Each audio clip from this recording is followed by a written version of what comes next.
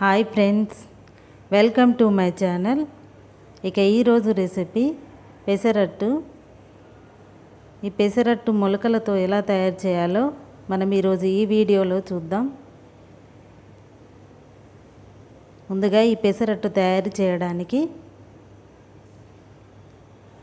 ఇక్కడ నేను 1 కప్పు పెసర్లు తీసుకొని ఇలా నీళ్లు వేసుకొని ఒక రోజంతా నానబెట్టుకోవాలి. ఒక రోజు తర్వాత ఈ పెసర్లను ఒక క్లాత్లో చుట్టుకొని ఒక 2 రోజుల తర్వాత మొలకలు వచ్చిన వీటిని ఒక మిక్సీ జార్లోకి తీసుకోవాలి.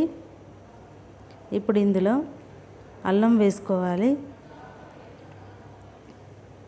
1 టీ స్పూన్ జీలకర్ర వేసుకోవాలి, ఒక 3 పచ్చిమిర్చి వేసుకోవాలి.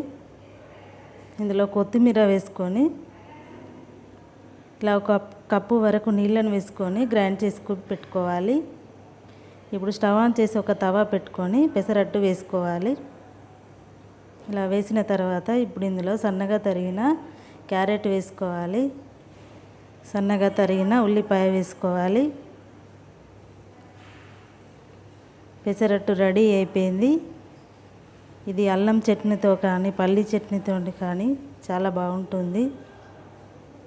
ఈ వీడియో మీకు నచ్చితే లైక్ చేయండి, ఈ వీడియోని షేర్ చేయండి. మరిన్ని వీడియోల కోసం నా ఛానల్ సబ్స్క్రైబ్ చేసుకోండి. Thank you for watching.